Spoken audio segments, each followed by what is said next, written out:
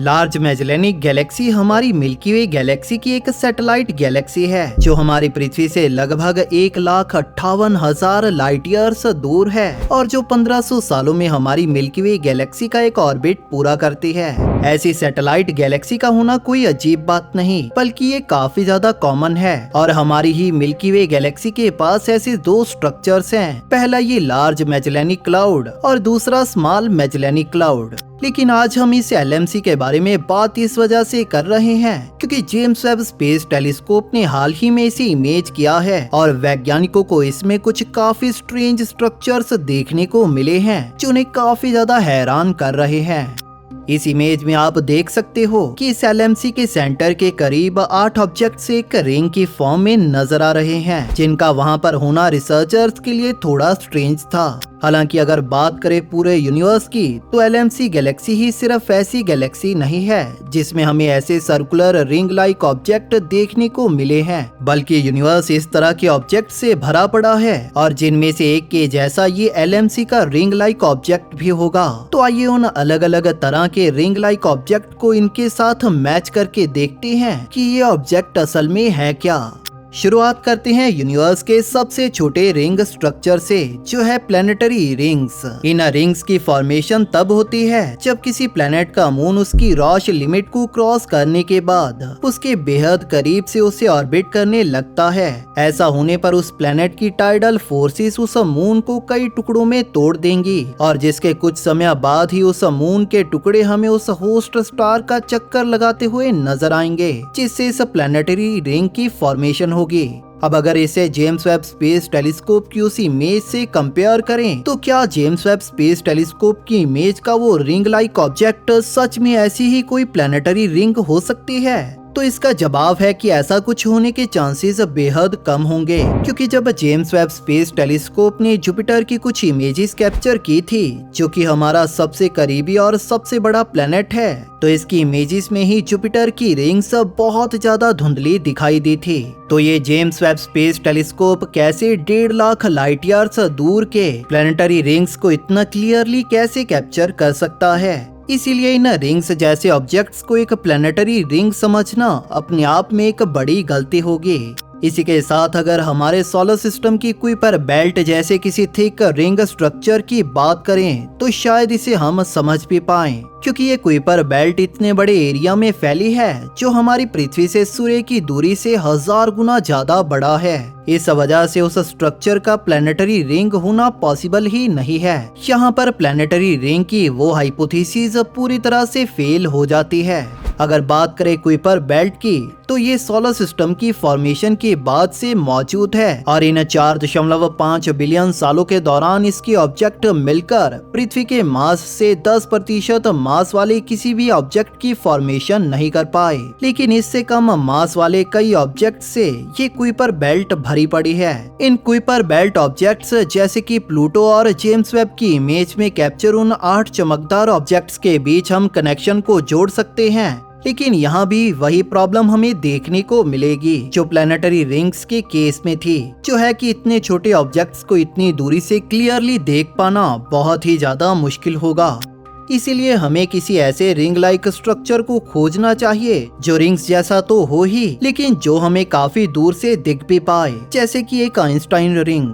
सन 1912 में जब Albert Einstein ने ग्रेविटी द्वारा लाइट के बेंडिंग इफेक्ट को पहली बार प्रेडिक्ट किया था और दुनिया के आगे रखा था, तो उसके सही 12 सालों बाद एक रशियन फिजिसिस्ट ऑरेस्ट ने उस थ्योरी को यूज करते हुए और उसमें अपनी कुछ स्टेटमेंट्स को जोड़ते हुए ग्रेविटेशनल लेंसिंग के कॉन्सेप्ट को पूरी दुनिया के आगे रखा था। ये ग्रेविटेशनल लेंसिंग एक ऐसा फिनोमिना है जिसमें लाइट के ग्रेविटी के कारण बेंड होने की वजह से हम दूर के ऑब्जेक्ट्स को देख पाते हैं। इस ग्रेविटेशनल लेंसिंग को आसान भाषा में समझें तो हमारे और एक बेहद दूर की गैलेक्सी के बीच में किसी दूसरी गैलेक्सी के होने के कारण हम उसे काफी आसानी से देख पाएंगे और वो गैलेक्सी हमें काफी करीब नजर भी आएगी। इसकी सबसे बेहतरीन एग्जाम्पल होगी जेम्स वेब स्पेस टेलीस्कोप की पहली इमेज और इसके द्वारा हाल ही में कैप्चर की गई इस गैलेक्सी की ये इमेज। इस इमेज के सेंटर में हम जिस ऑब्जेक्ट को देख रहे हैं वो एक फोरग्राउंड गैलेक्सी गैलेक्सी है और उसके आसपास दिख रही चमकदार रिंग भी एक गैलेक्सी है जो हमसे लगभग 12 बिलियन लाइट ईयर्स दूर है। इस दूर की गैलेक्सी का नाम है J04181। इस इमेज में दिख रही इस तरह की रिंग्स को ही आइंस्टाइन रिंग कहा जाता है और जिससे हमें बहुत दूर की चीजें देखने को मिलती हैं। लेकिन अगर हम इसे जेम्स वेब स्पेस टेलीस्कोप द्वारा कैप्चर्ड रिंग लाइक स्ट्रक्चर की इमेज से कंपेयर करें तो इससे भी एक प्रॉब्लम जुड़ी है, जो है कि ग्रेविटेशनल लेंसिंग से बनी वो रिंग एक कंटिन्यूअस रिंग है, जबकि LMC की उस इमेज में हम 8 इंडिविजुअल चमकते हुए ऑब्जेक्ट्स को देख सकते हैं। तो ये थ्योरी भी यहाँ पर फिट नहीं होती।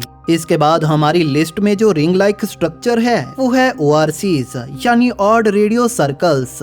हाल ही में कुछ समय पहले ही royal military college of Canada की एस्ट्रोनॉमर क्रिस्टीन ने 4 काफी स्ट्रेंज ऑड रेडियो सर्कल्स की डिटेक्शन की थी जो कि एक रिंग की अरेंजमेंट में थे। हालांकि ये अपने आप में एक बहुत बड़ी डिस्कवरी है, लेकिन अगर ये ऑब्जेक्ट्स LMC की उस रिंग लाइक स्ट्रक्चर से सिमिलर हुए तो ये और भी बड़ी डिस्कवरी होगी। पर इससे एक प्रॉब्लम जुड़ी है, जो है कि इन ऑब्जर्वेशन के बेहद नया होने के कारण हमारे पास इन ORC से जुड़ा कुछ ज्यादा डेटा और इन्फॉर्मेशन मौजूद नहीं है। इसीलिए वैज्ञानिक अभी ये नहीं जानते कि इन रेडियो सर्कल्स को विजिबल कलर में कन्वर्ट करने के बाद भी क्या हम इन्हें LMC वाले उस स्ट्रेंज रिंग से मैच करके देख भी सकते हैं या नहीं।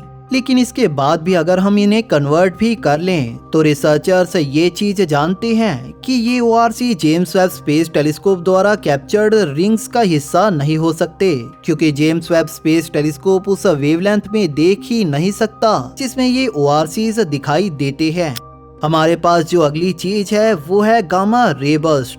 2015 में हंगेरियन और US रिसर्चर्स की एक टीम ने अपनी खोजों को रिसर्च पेपर में पब्लिश किया था। ये खोजें थी 9 गामा रे बर्स्ट से जुड़ी, जिन्होंने मिलकर 5 बिलियन लाइट ईयर्स के एक रिंग जैसे ऑब्जेक्ट को बनाया था। ये ऑब्जेक्ट बिल्कुल वैसा था जैसा LMC की वेब की इमेज में हमें दिखाई दे रहा था। तो क्या ये गामा रे बर्स्ट इसका एक्चुअल मैच है? कुछ हद तक ये गामा रे बर्स्ट तब दिखाई देते हैं जब कोई बहुत ही विशालकाय सितारा फटता है जो कि बहुत ही चमकदार दिखाई देता है। इसी तरह से क्या LMC की वो रिंग लाइक ऑब्जेक्ट 8 GRBs हैं जो कि रिंग की शेप में थे। तो इन गामा रे बर्स्ट का बिहेवियर LMC की इमेज से काफी अलग है। हम जैसे ऑब्जेक्ट्स को खोज रहे हैं उनके कंपैरिजन में गामा रे बर्स्ट बहुत ज्यादा ब्राइट हैं। तो सिमिलरली हम थोड़े कम ब्राइटनेस वाले सुपरनोवा की पॉसिबिलिटी को देख लेते हैं। सन 1987 में LMC यानी लार्ज मैजेलेनिक क्लाउड में एक स्ट्रेंज सुपरनोवा भी तो डिटेक्ट हुआ था। 24 फरवरी 1987 की सुबह को दुनिया भर की कुछ ऑब्जर्वेटरीज ने अचानक कुछ न्यूट्रिनो बर्स्ट की सीरीज को डिटेक्ट किया। उसकी सबसे पहली खबर सुबह 5 बजे आयान शेल्टन नाम के एस्ट्रोनॉमर ने दी थी, जो उस वक्त चिली के लास कंपास ऑब्जर्वेटरी में काम कर रहे थे। बट वहाँ पर तब कुछ काफी स्ट्रेंज हुआ था। बाद में पता चला कि उसी ऑब्जर्वेटरी के दूसरे कमरे में एस्ट्रोनॉमर ऑस्कर पहले से पिछले पौने घंटे से इनकी ऑब्जर्वेशन कर रहे थे। इसके बाद 8:52 तक न्यूजीलैंड के एक अमेचर एस्ट्रोनॉमर ने इन सिग्नल्स को ट्रैक भी कर लिया था कि ये न्यूट्रिनो बर्स्ट LMC की डायरेक्शन से आ रहे थे, और जिसकी स्टडी के बाद पता चला कि वहाँ पर एक सुपरनोवा एक्सप्लोजन हो रहा था। इसके सिग्नल की 24 को की गई अनाउंसमेंट के बाद ये पता चला कि माउंट ब्लैंस न्यूट्रिनो ऑब्जर्वेटरी और केमिकैंडे 2 ऑब्जर्वेटरी जैसे दुनिया भर के कई इंस्ट्रूमेंट्स ने 23 की सुबह को ही इस न्यूट्रिनो बर्स्ट की डिटेक्शन कर ली थी, जो कि उस दिन तो वीक थे लेकिन 24 को वो काफी ज्यादा बढ़ गए थे। इस सब से रिसर्चर्स इस नतीजे पर पहुंचे कि ये एक टाइप 2 सुपरनोवा था जो एकदम से फट गया था। इसे SN1987A नाम दिया गया। तो क्या ये सुपरनोवा वही स्ट्रक्चर है जो आज हमें LMC की इमेजेस में दिख रहा है? इन सब चीजों को देखने के बाद इसे भी देख लेते हैं। 90 के दशक में हबल की ऑपरेशनल होने के बाद से नासा 2 दशकों तक इस सुपरनोवा की इमेजेस कैप्चर करता आया था, जिन्हें देखने पर हमें पता चलता है कि ये धीरे धीरे ब्राइट होता आया है और ये देखने में भी LMC के रिंग जैसे ही दिख रहा है। लेकिन इससे भी एक प्रॉब्लम जुड़ी है।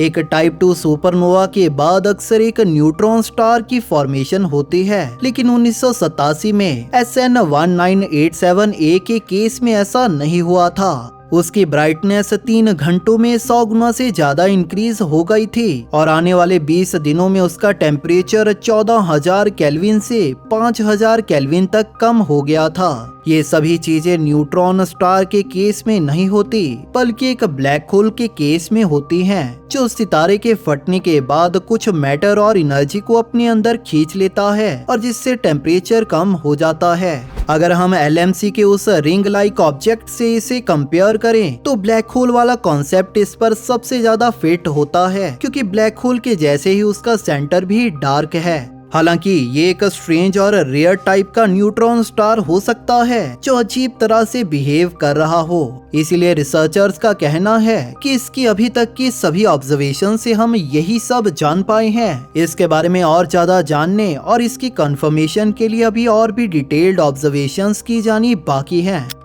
खैर, आपका इसके बारे में क्या कहना है हमें नीचे कमेंट सेक्शन में जरूर बताइए। अगर आपको ये वीडियो पसंद आई तो इसे लाइक और शेयर जरूर करें और इसी तरह की और वीडियोस देखने के लिए हमारे चैनल को सब्सक्राइब जरूर कर लें। बेल नोटिफिकेशन ऑन करना ना भूलें ताकि नई वीडियोस की नोटिफिकेशन आपको अपलोड होते ही मिल जाए। थैंक यू फॉर वॉचिंग दोस्तों। इस वीडियो को अंत तक देखने के लिए आप सभी का धन्यवाद।